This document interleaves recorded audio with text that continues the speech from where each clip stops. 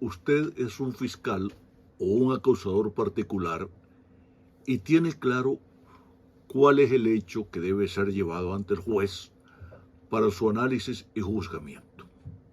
Tiene claro qué sucedió, dónde sucedió, cuándo sucedió, cómo sucedió y por qué sucedió. Asimismo, tiene claro quién es el autor del hecho y quién es la víctima. También ha encontrado en el Código Penal el encasillamiento de ese hecho como delito. En otras palabras, tiene el cuadro fáctico y su tipificación. ¿Qué le falta? Le falta la prueba con la que habrá de demostrar la existencia de ese hecho. Su objetivo ahora es convencer al juez de la veracidad de lo que usted va a alegar en el juicio. Esa prueba deberá ser producida en el juicio mediante cualquiera de los medios legalmente establecidos. Ahora bien, ¿qué pasaría si la prueba que usted ofreció no tuviera relación con su acusación? Si los testigos no tuvieran conocimiento de los hechos, los peritos no pudieran rendir un dictamen sobre el caso o la prueba documental no tuviera ninguna relación con este. Estaríamos ante una situación de no pertinencia de la prueba o de prueba impertinente. En otras palabras, con prueba ajena a los hechos. Usted no podría probar su acusación e irremediablemente perdería el caso. La pertinencia de la prueba atañe a lo que en doctrina se conoce como objeto de prueba. Algunos autores distinguen entre objeto de prueba en abstracto y objeto de prueba en concreto o tema de prueba o tema probandum. El objeto de prueba en abstracto está constituido por todo lo que es susceptible de prueba judicial en general, en cualquier proceso. El objeto de prueba en concreto es lo que debe ser probado en un proceso en particular. Es decir, la materia, asunto o cuestión sobre la que ha de recaer la prueba a efecto de lograr el convencimiento del juzgador en determinada causa. Si la prueba propuesta fuere legalmente inidónea para el hecho que se pretende probar, tendríamos la condición de inconducencia. Tal sería, por ejemplo, el ofrecimiento de testigos para demostrar aquello para lo cual la ley establece prueba pericial, como la causa de la muerte de la víctima, o prueba documental, como el estado civil o el derecho de propiedad sobre un bien inmueble. Pero esta situación sería ajena al objeto de la prueba, que siempre está constituida por los hechos. Aquí se trataría de una cuestión de derecho. El medio probatorio usado no es el previsto por la ley. Volviendo a nuestro tema central, debemos decir que en principio podría identificarse el objeto de prueba con los hechos contenidos en la acusación. Sin embargo, más adelante veremos cómo algunos de esos hechos pueden ser sustraídos de la necesidad de prueba. A lo anterior hay que agregar que también forman parte del objeto de prueba los hechos que modifiquen aquellos de la acusación o los desvirtúen o contradigan.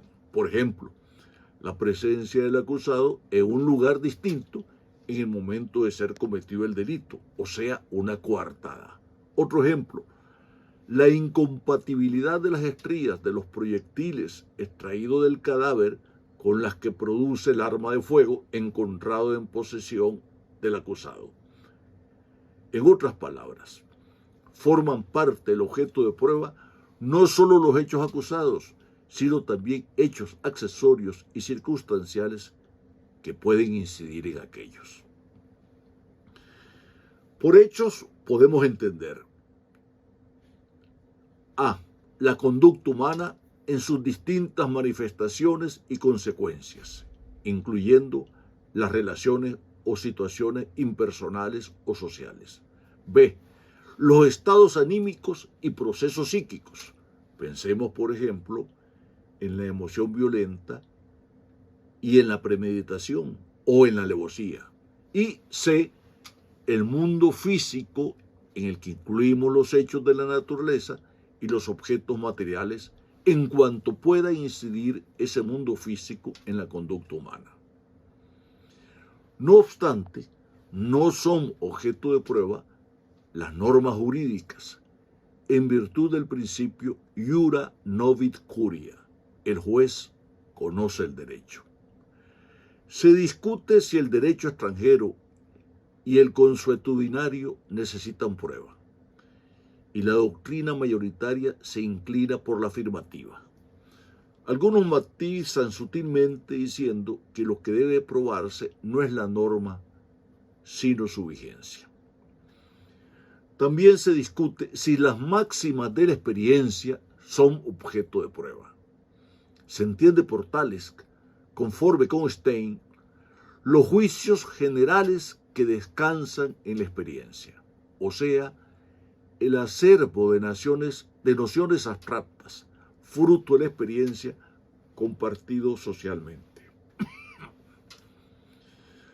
Personalmente opinamos que mientras sean aceptadas como tales, las máximas de la experiencia no necesitan prueba.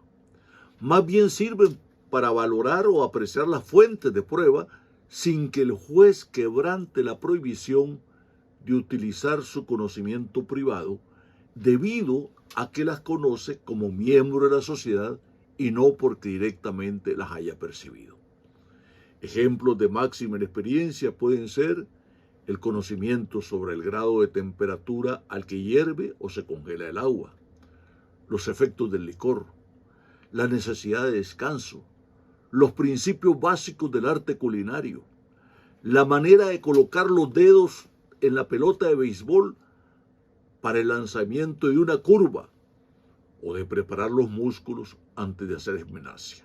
En fin, todas aquellas nociones de las que nos valemos en nuestra vida cotidiana, desde cómo lavarnos los dientes hasta cómo hacer el nudo de la corbata, o las precauciones y maniobras para conducir nuestro auto hasta la oficina. También podría prescindirse la prueba cuando ella sea ofrecida para la demostración de un hecho notorio. Para Calamandrei se consideran hechos notorios aquellos hechos cuyo conocimiento forma parte de la cultura normal propia de un determinado círculo social en el tiempo en que se produce la decisión del juez. Expone el maestro florentino que la prohibición al juez de usar su conocimiento privado se sustenta fundamentalmente en la incompatibilidad psicológica entre la función del juez y la del testigo. El testigo no refiere los hechos tal como los ha percibido, sino como él los interpreta. Por esa razón, el testimonio no puede utilizarse sin ser sometido a un examen crítico, que solo puede ser hecho por un tercero, sereno y desapasionado, en este caso, el juez. Si se reunieran en la misma persona ambas funciones, las de testigo y las de juez, le sería imposible a esa crítica objetiva que debe hacerse de cualquier testimonio. En los hechos notorios, en cambio, igual que en las máximas de la experiencia, el juez puede servirse de su ciencia privada sin incurrir en esa incompatibilidad psicológica entre la función del juez y la del testigo, debido a que unos y otras son nociones que el juez encuentra ya incorporadas al patrimonio cultural de un determinado círculo social, por lo que no es necesario someterlas a la valoración crítica que sí es indispensable para el testimonio. Por ser nociones del patrimonio cultural de la colectividad, las partes pueden controlar su exactitud. Los hechos notorios se diferencian de las máximas de la experiencia en que aquellos son hechos concretos, perfectamente individualizados, mientras que las máximas son, como vimos, juicios generales o nociones abstractas que permiten formar criterio en el conocimiento de los hechos. Vinculada al control de las partes surge la siguiente cuestión. ¿Es necesario que alguna de las partes alegue la notoriedad del hecho? No parece que una respuesta afirmativa sea acorde con la economía y la celeridad procesal y llegue a eximirse de la absurda situación denunciada por prestigiosa doctrina de que el arte de la justicia consista en ignorar en el proceso lo que todo el mundo sabe. En nuestro criterio, no se requiere de petición de parte, ni mucho menos de consenso de las partes, para que el juez declare esa notoriedad y prescinda de la prueba. Basta con que la fundamente la sentencia y la someta al escrutinio de las partes y de los tribunales de alzada. Otra cuestión muy distinta, por cierto, es la de si puede el juez fundar su sentencia en un hecho que no ha sido alegado por las partes. Obviamente ese hecho no podría conformar el cuadro fáctico por el cual se condena, porque de lo contrario resultaría vulnerado el principio de correlación entre acusación y sentencia, además del derecho de defensa. Pero nada obsta a que el juez utilice el hecho notorio como punto de referencia en la apreciación de las pruebas, ya sea para rechazar las que resulten desvirtuadas por ese hecho o para darle fe a las que encuentran respaldo en el hecho en cuestión. Ejemplos del primer caso pueden ser el negar credibilidad a un testigo que dijo haberse hospedado en un hotel cuya destrucción antes de esa fecha por incendio o terremoto sea un hecho notorio, o rechazar la versión del testigo que dijo haber viajado por una carretera que para esa época estaba cerrada al tránsito por motivo de derrumbes o reparación.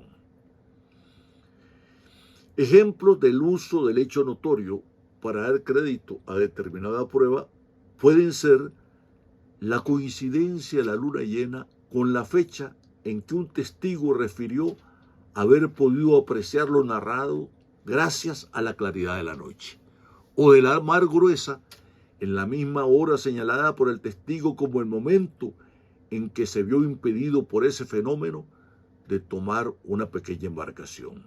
Uno y otro fenómeno pueden ser tenidos por ciertos por el juez con solo consultar un almanaque o un periódico de la correspondiente fecha. Y esta actividad extraprocesal de ninguna manera podrá ser considerada como prueba. En los 4 ejemplos expuestos, el hecho notorio cumpliría una función semejante a de las máximas de la experiencia, pero no es de esa función de la que se trata cuando se habla de que la notoriedad del hecho lo exime de prueba, sino de un hecho que forma parte del tema de prueba o tema probandum. Ejemplos de hechos notorios pueden ser la distancia entre 2 ciudades, un suceso histórico, un fenómeno natural de gran impacto como un huracán o un terremoto, la fecha de publicación de una obra literaria de renombre, un acentuado fenómeno social, la conquista de un campeonato por un equipo de fútbol, la presentación de un cantante famoso. De lo anterior se desprende que la notoriedad de un hecho es relativa, cambia con el tiempo y el espacio y de un círculo social a otro, aunque compartan el mismo espacio.